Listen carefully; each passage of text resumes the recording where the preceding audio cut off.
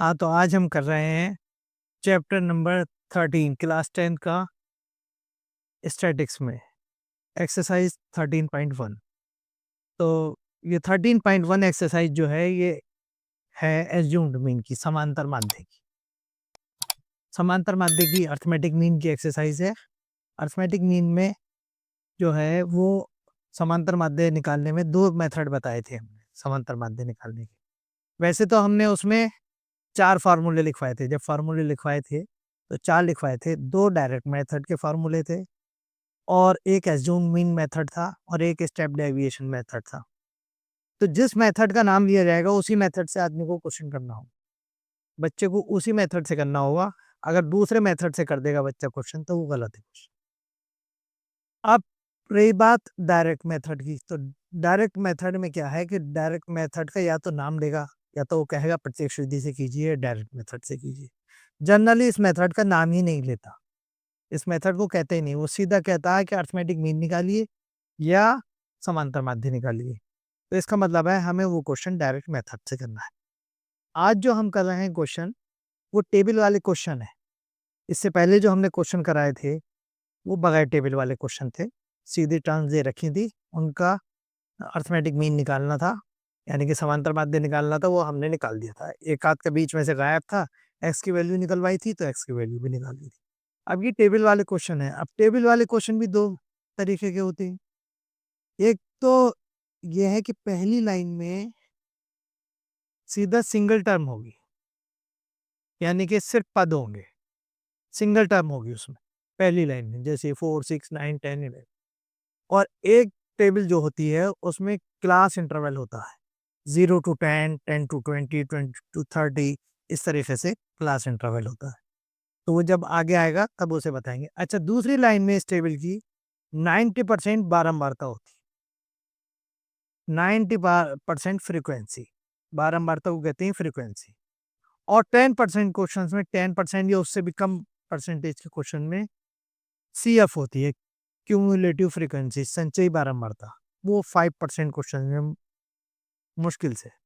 ज्यादातर क्वेश्चंस में second part में इसके फ्रीक्वेंसी होगी, यानी कि बारंबारता। फर्स्ट पार्ट को देखना है हमें। फर्स्ट पार्ट में अगर सिंगल टर्म है तो और आसान है क्वेश्चन, बिल्कुल आसान क्वेश्चन है वो। तो ये कह रहा है सिर्फ समांतर माध्य निकालिए, यानी कि अर्थमेटिक मीन निकालिए इसे। तो हम सबसे पहले क्या करेंगे कि जितने टर्म्स हैं इन्हें काउंट कर लेंगे, कॉपी में कर देंगे। 1 2 3 4 5, 5।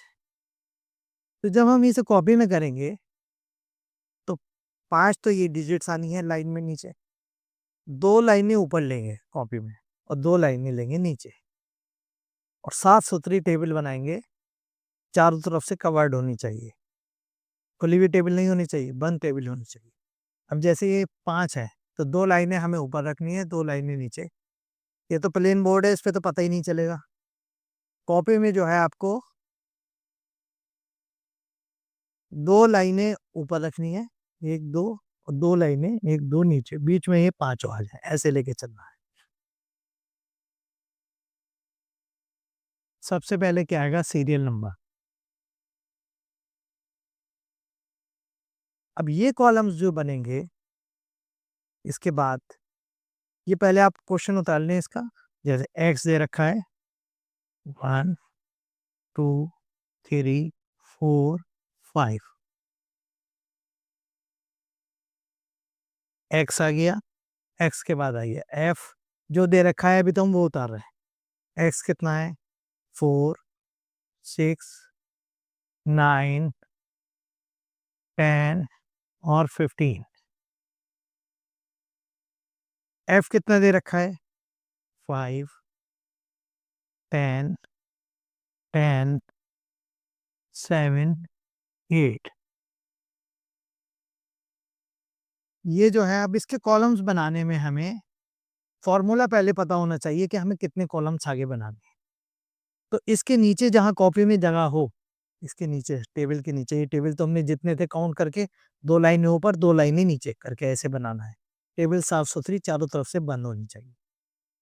इसमें हम फॉर्मूला पहले लिख लेंगे, हम अर्थमेटिक मीन। कौन सा फार्मूला लगेगा इसमें? समांतर माध्य का। उस हिसाब से ही हमारे इसके कॉलम आ जाएंगे। तो जब वो किसी मेथड का नाम नहीं ले रहा, कुछ कह ही नहीं रहा, वो कह रहा अर्थमेटिक मीन निकालिए, समांतर माध्य निकालिए, तो हमें क्वेश्चन करना है डायरेक्ट मेथड से, यानी कि प्रत्यक्ष विधि से। Sigma F x upon N, direct method क्या है? Sigma F x upon N. ये फॉर्मूला सब कुछ बता देगा हमें किस किस चीज की जरूरत है, किस किस चीज की आवश्यकता है। तो हमें एक तो एन की जरूरत है और एक एफ और एक्स की मल्टीप्लाई की योग की जरूरत है, सम की जरूरत है। सिग्मा का मतलब है सम, जोड़।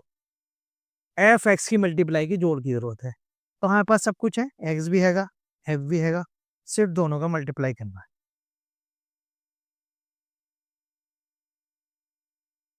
और इसे जो लिखे हम थोड़े, जब भी टर्म्स लिखें थोड़ा राइट साइड में लिखें।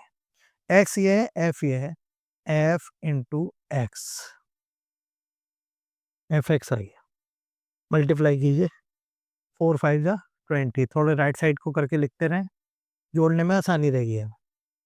6 10 जा 60, 9 की 10 से 90, 10 की 7 से 70, 15 की 8 से 120। और ये एफ जो है, एफ एफ का सम जो है, एडिशन जो है, जोड़ जो है, वो होता है एन या सिग्मा एफ भी लिख सकते हैं। जैसे मैंने पहले बताया था फार्मूला को टाइम, इसे कई जगह लोगों ने ऐसे भी लिखा है, sigma F x upon sigma F. Sigma F भी सही है और एन लिख दें वो भी सही है। एन हो गया ये हमारा,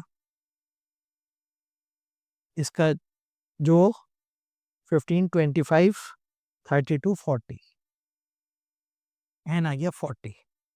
टेबल के क्वेश्चन में एन क्या होगा? बारंबारता का जोड़, फ्रीक्वेंसी का जोड़। अब एफ और एक्स की मल्टीप्लाई हो गई, इसका सम और करना है, sigma F X is equal to. अब राइट साइड में लिखने से ये फायदा हुआ, इसका एडिशन करने में आसानी है।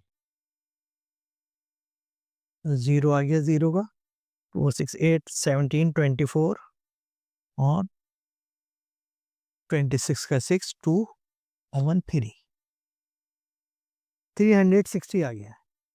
और एन की वैल्यू कितनी है? 40। सिर्फ ये वैल्यू पुट करनी है, फौरन आंसर आ गया। सिग्मा एफ एक्स कितना आ गया? 360।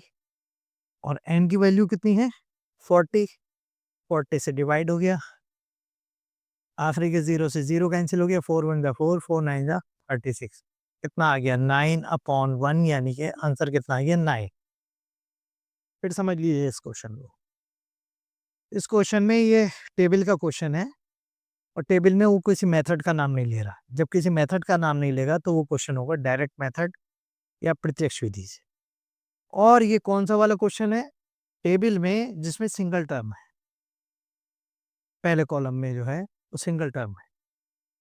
अगर ये दो दो होती, 0 to 10 क्लास इंटरवल होता, 0 to 10 10 to 20, तो फिर उसका मीडियन निकालना पड़ता, मिड टर्म निकालनी पड़ती। ये मिड टर्म है उसका। अब ये एक्स आ गया, ये एफ आ गया, तो इस मेथड में क्या करना? कुछ भी नहीं करना, कितना आसान। यहाँ तक तो हमारा क्वेश्चन ही दे रखा है, इन दोनों की मल्टीप्लाई कर दी, उसे जोड़ दिया और एफ को जोड़ दिया। इसके सिग्मा एफ एक्स हो गया, ये एन हो गया। सिग्मा एफ एक्स की जगह सिग्मा एफ एक्स की वैल्यू पुट कर दी, एन की जगह एन की, डिवाइड करके सीधा आंसर आ गया।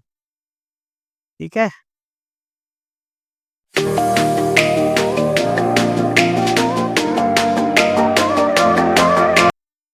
हाँ, तो एक्सरसाइज 13.1 का सेकंड क्वेश्चन है, find the arithmetic mean of the following frequency data. निम्नलिखित बारंबारता बंटन का समांतर माध्य ज्ञात कीजिए। पिछले क्वेश्चन की तरह सेम क्वेश्चन है, डिजिट्स बड़ी हैं सिर्फ इसकी। इसमें कॉलम्स में क्या क्या दे रखा है? 10 30 50 70 89 और फ्रीक्वेंसी है 7 8 10 15 10। बिल्कुल सेम वैसे ही क्वेश्चन है, सिर्फ डिजिट ही बड़ी है। क्या करना है इस क्वेश्चन में? एक निशानी क्या बताई थी मैंने पिछले क्वेश्चन में कि इसमें सिंगल डिजिट है, तो और आसान क्वेश्चन है। किसी मेथड का नाम नहीं ले रहा हो, वो कह रहा है सिर्फ अर्थमेटिक मीन निकालिए, यानी कि समांतर माध्य निकालिए। तो किसी भी मेथड से निकाल सकते हैं, लेकिन सबसे आसान से निकालेंगे हम, जब किसी मेथड का नाम नहीं ले रहा।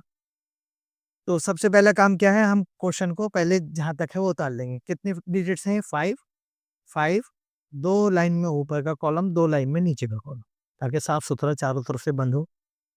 x की वैल्यू कितनी आ रही? 10 30 50 70 और 89 और यहाँ पर कितना है? 7, थोड़ा राइट साइड को करके लिखेंगे। 8 10 15 10। फ्रीक्वेंसी का सम कितना होता है? n या सिग्मा f। इन्हें काउंट कर लीजिए। 15 और 15 30 40 50। n की वैल्यू होगा 50। अब मैंने जैसे पिछले क्वेश्चन में बताया था, इसमें समांतर माध्य वगैरह इन सारे क्वेश्चंस में क्या करना है, टेबल्स बनाने के लिए हमें फॉर्मूला पहले लिखने हैं। इसके नीचे जहाँ टेबल आ जाए उसके नीचे लिख लें कौन से फॉर्मूले से हम कर रहे हैं। Arithmetic mean sigma F x upon N समानांतर माध्य बराबर सिग्मा एफ एक्स बटे एन। फॉर्मूला बता देगा हमें कितने कॉलम्स की जरूरत है, किस किस चीज की जरूरत है। हमें एन की जरूरत है। एन हमारे पास फ्रीक्वेंसी का सम हैगा, फ्रीक्वेंसी का जोड़ हैगा। एफ और एस की मल्टीप्लाई की जोड़ की जरूरत है। एफ कितना है? ये हैगा एफ, एक्स ये हैगा। सिर्फ इन दोनों का मल्टीप्लाई करना है। इतने आसान क्वेश्चन कीजिए। एफ इंटू एक्स, 10 की 7 से 70, थोड़ा राइट साइड को करके लिखते रहे। 30 की 8 से 240, 50 की 10 से 500, 70 की 15 से 150 और 89 की 10 से 890। Sigma F X is equal to, ये क्या किया हमने? एफ और एक्स की मल्टीप्लाई कर ली सीधी सीधी। 7 की 10 से 70 हो गई, 30 की 8 से 240 हो गई, 50 की 10 से 500 हो गई, 70 की 15 से 1050 हो गई और 89 की 10 से 890 हो गई। अब इन सबको ऐड कर लिए, सम कर लिए, कितना आ गया? 0 का 0 आ गया। 7 4 11 16 और 9 25, 2 2 4 और 5 9 और 8 17 1 1 2 2750 2750 आ गया। किसका सम आया है? सिग्मा एफ एक्स का। अब हमारे पास फॉर्मूला पहले से ही नीचे लिखा हुआ होगा, सिग्मा एफ एक्स अपॉन है, उसी अकॉर्डिंग इसके कॉलम्स बने। भाई इनकी वैल्यू पुट करनी है। सिग्मा एफ एक्स की जगह सिग्मा एफ एक्स की और एन की जगह एन की। सिग्मा एफ एक्स कितना है? 2750। एन कितना है? 50। 0 से 0 कैंसिल कर लिए, लास्ट के 0 कैंसिल हो गए। कभी बीच का 0 मत कैंसिल कर देना, कभी बीच में कोई 0 आ जाए उसे कैंसिल कर दें लास्ट के 0 से, वो नहीं होता कैंसिल। 5 1 5 5 5 25, 2 बचे, 5 5 25। कितना आ गया? 55 अपॉन 1, इनके 55 आंसर आ गया। फिर देख लिए एक बार, ये दे रखा है क्वेश्चन, वो कह रहा है अरिथमेटिक मीन निकालिए यानी कि समांतर माध्य निकालिए। मेथड का कोई नाम नहीं दे रखा है। जब किसी मेथड का नाम नहीं देगा, कौन से मेथड से करेंगे? डायरेक्ट मेथड या प्रत्यक्ष विधि। नाम कहीं नहीं है, सीधा सीधा सबसे आसान मेथड यही है। एक्स भी हमें दे रखा है, एफ भी दे रखा है। सारणी बनाने में, टेबल बनाने में किस बात का ध्यान रखना है? जितने ये डिजिट्स हैं इन्हें काउंट करके 2 लाइनें ऊपर ले लें, 2 लाइनें नीचे ले लें, कॉलम चौड़ा रहना चाहिए था। और यहाँ का भी सम करने में आसानी रहेगी, सीरियल नंबर वगैरह लिख, और चारों तरफ से टेबल को बंद कर दें, खुला हुआ टेबल ना छोड़े, कभी इधर से खुली हुई है, इधर से खुली। अब एक्स की वैल्यू दे रखी है, एफ की वैल्यू दे रखी है। एफ का सम क्या हो गया? N. F into x multiply किया, इनके मल्टीप्लाई हो गए जो आए वो, तो इन सब का सम कर लिया, तो किसकी वैल्यू आ गई? सिग्मा एफ एक्स की। एन क्या आ गया? एफ का सम आ गया, sigma F x upon n 275 2750 upon 50। आखिरी के 0 से 0 कैंसिल हो गया। 5 से 275 कितने टाइम्स कट गया? 55 टाइम्स। तो 55 अपॉन 1, आंसर कितना आ गया? 55।